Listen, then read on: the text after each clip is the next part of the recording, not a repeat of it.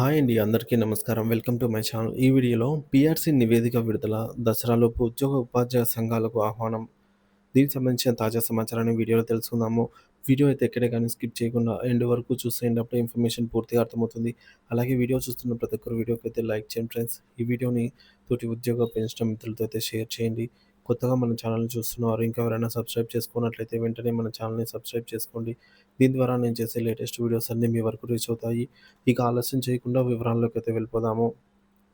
Friends, ఇక విషయానికొచ్చినట్లయితే కేంద్ర ప్రభుత్వం 2025 అక్టోబర్ 13వ తారీఖున 8వ వేతన సంఘాన్ని ఏర్పాటు చేస్తూ ఒక ఆర్డినెన్స్ జారీ చేసింది.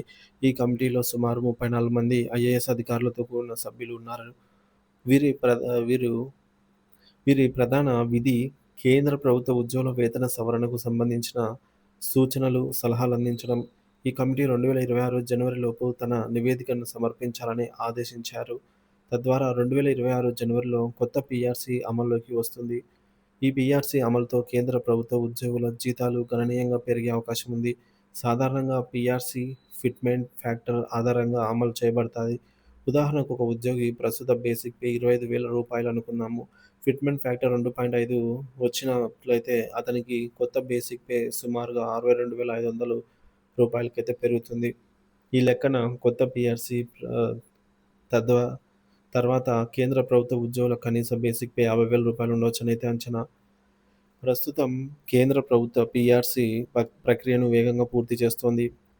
సెప్టెంబర్ నెలలో కమిటీ నివేదికను సిద్ధం చేసి జనవరి నాటికి కొత్త పీఆర్సీని అమలు చేసే అవకాశం ఉంది. అయితే రాష్ట్ర ప్రభుత్వ ఉద్యోగుల పరిస్థితి భిన్నంగా ఉంది.